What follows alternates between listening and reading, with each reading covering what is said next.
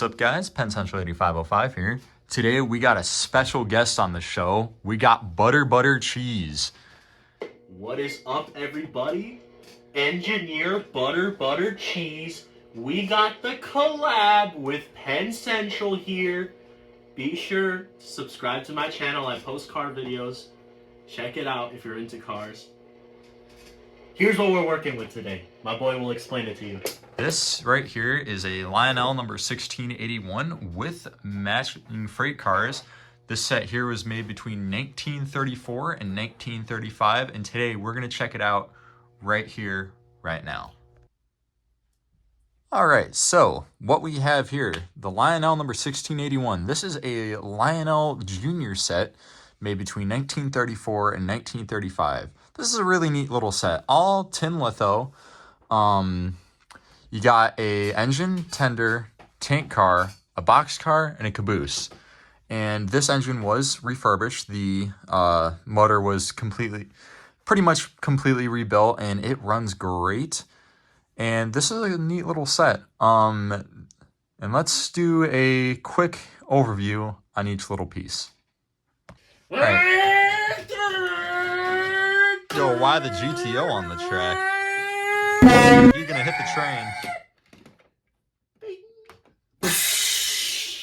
Yo! Call the police! Call the police! We gotta get out of here! Here he comes, here comes Speed Racer. Here he comes, here comes Speed Racer. So first off is the engine. This is a 1681 engine with a single reduction motor, which means that there is one gear in the middle that drives the two outer wheels, and this is Ford only. It has a operating headlight, and overall it's a nice little engine. Now this will not run on modern switches and crossovers because with having gears that almost go to the flanges, it's so big that they hit the hardware and will cause a derailment. And with it comes a little four-wheel tender, which actually rides decently close to the engine. So yeah, and then also at the end, there is a tab and slot coupler to connect to the freight cars. All right, and for this video, after looking at every piece, we're gonna have Buttery give his opinions on the piece. So, sir, what is your opinion on the engine? Well, guys, my buddy Damien, he wanted me to give you my unprofessional, non-intelligent opinion. I don't know nothing about trains, but I'm going to try to think of what I think about this. Well, I'm going to tell you right off the bat, I think we should Hellcat swap that right off the bat. Put a V8 supercharged Hemi and throw a turbo in a big Fast and Furious scale like this big. Put that in there. Throw off the blow-off valve. It's going to sound crazy. You're going to hear that whine with the at the end of it, bro. It's going to be the best train ever. Four-wheel drive, high-performance, luxurious interior. We talking about all of it. What I think about the looks. Paint job's terrible. We needed carbon fiber pieces. Right up here. Carbon fiber everywhere, bro. Looking sick, though. I like the railing. Pretty cool. Looks sturdy. I think we should throw a wide body kit on it, though. Without a doubt. Wide body it. Slam the suspension. It's going to look sick, guys. But on real note, I do like the color. It's an older piece. 1930s. Pretty cool, actually. I'm liking the colors, the vibe, the black, like the paint chips. Pretty cool piece. I think my buddy picked out a nice set here, so yeah.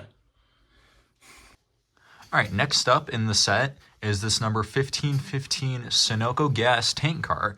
This car was made between 1931 and 1937, and it's a nice little car. Four wheels, it's got two tab and slot couplers on either side, a separately applied handrail and separately applied dome, and step platforms on the top. And they have some nice lithographing on the tank car. But other than that, it's a pretty simple car, but I do like it, and I think it fits well with the set.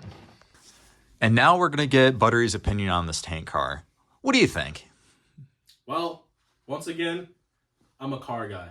But here we go.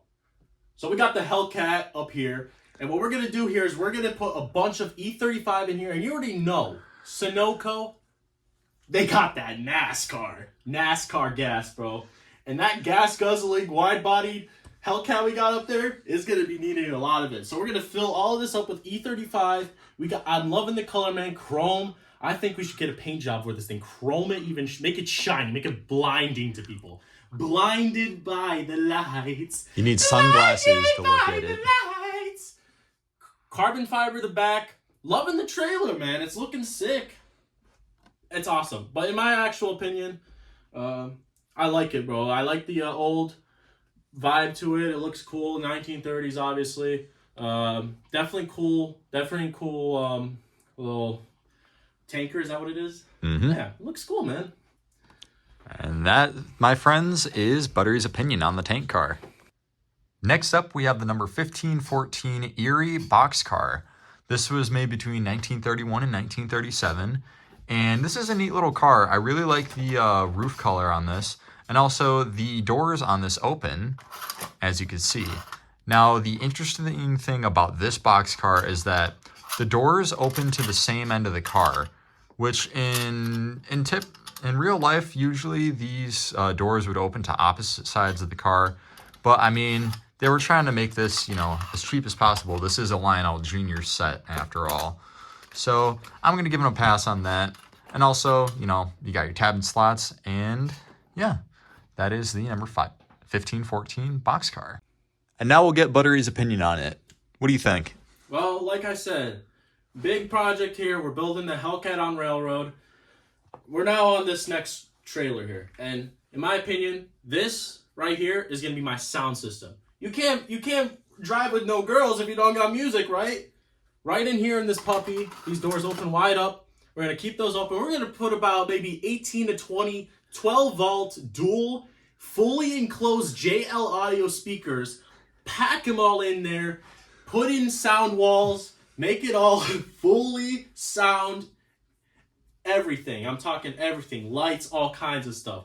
We're also gonna have to start focusing on the down drag of this vehicle. We need to start putting a little bit of air dynamics on this thing. Maybe kind of skirt it out a little bit so the air would flow nicely. So maximum speed on the railroads. So like I said, massive amplifier. We're talking about, it's expensive, but we're talking about maybe 100,000 watt amplifier running up to the engine. The Hellcat should run it no problem. Aftermarket radio, everything. We're going to be bumping in this thing. You'll hear it across the entire layout. Everything's going to be breaking windows, all kinds of stuff, but we don't care. We're rolling with the Hellcat. Again, we're going to lower it, slam the hell out of it like always, make it look poppin'. And yeah, it's crazy. But yeah, on my honest opinion, I'm loving this thing. Loving the colors, older vehicle, older trailer, I mean. Looks cool. Liking it. And that's his opinion. And last up is this number 1517 New York Central caboose. This is a nice little caboose. It's got one tab and slot coupler instead of two like the rest of the freight cars.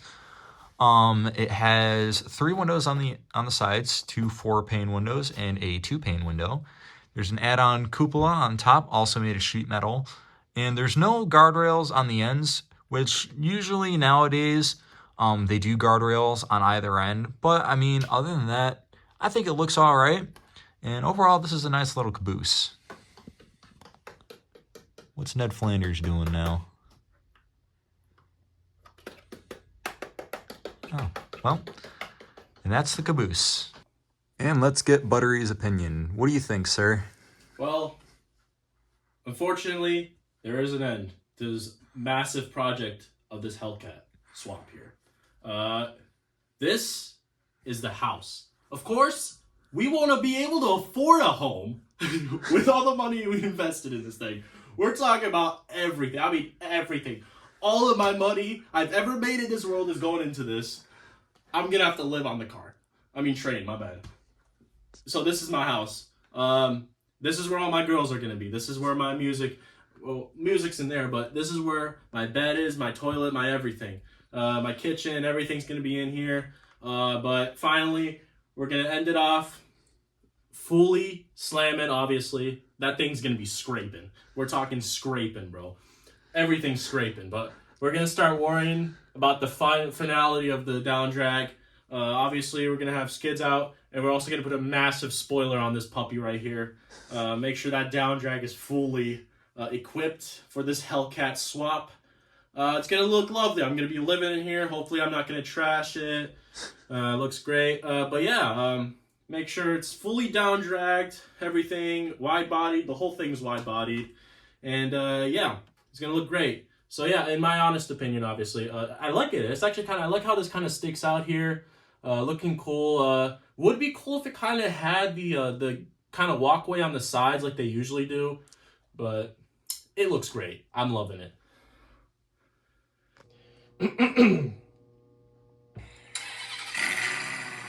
Whoa, yeah, that's crazy.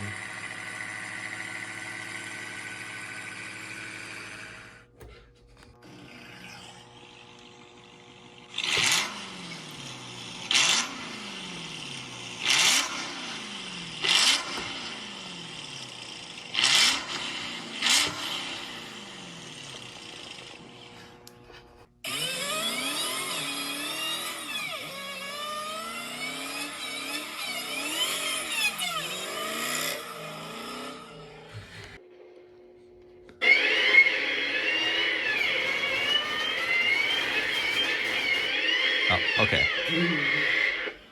No, it's not running! I couldn't control the Hellcat. Damien, can you drive it? Yeah, sure. Alright.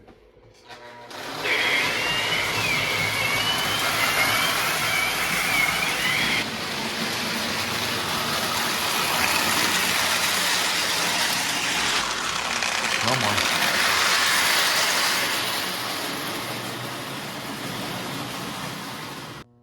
Alright, and just as a quick collection update, I just got this today after we finished the main recording session. This is the Menards lighted Operation Lifesaver boxcar for the Union Pacific. It is a real nice car. It's got operating couplers and the 2 flashing lights.